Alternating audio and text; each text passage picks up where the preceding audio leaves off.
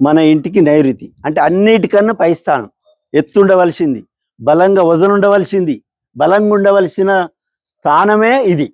అయితే మనం ఏం చేసినాం ఇప్పుడు ఒకసారి అటు చూపించు. ఈశాన్యం మీద మూత కప్పేసినాం.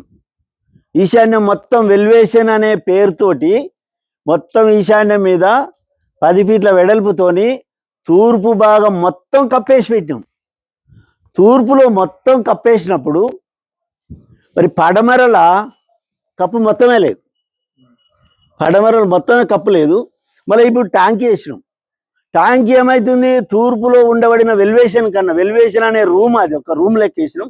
ఆ రూమ్ కన్నా హైట్ తక్కువ అయిపోయింది. అంటే తూర్పు అగ్ని పెరిగింది, తూర్పు ఈశాన్యం పెరిగింది. ఇది పడమర నైరుతి తగ్గిపోయింది, అంటే హైట్ తగ్గింది. ఆఖరికి ఇది ఉంది, ఏది దక్షిణ నైరుతి ఉంది, కానీ పడమర నైరుతి పడమర మాత్రం తగ్గింది.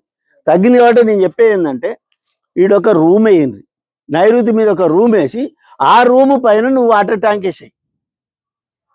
అప్పుడు నీ ఇంటికి సరైన వాస్తు బలం ఇస్తుంది.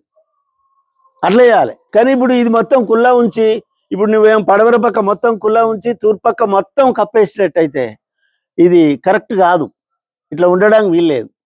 నేను చెప్పిన ఇంతకుముందు, అప్పుడు కూడా చెప్పిన ఏమని, నేనేమని చెప్పినా కానీ నేను చెప్పిన కదా ఇంతకుముందు, ఏం చెప్పినా, ఈడ రూము ఖచ్చితంగా ఉండాలి.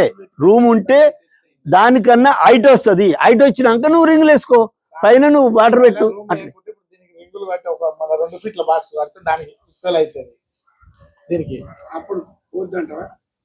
ఆ కప్పును కవర్ చేయడానికి రూమ్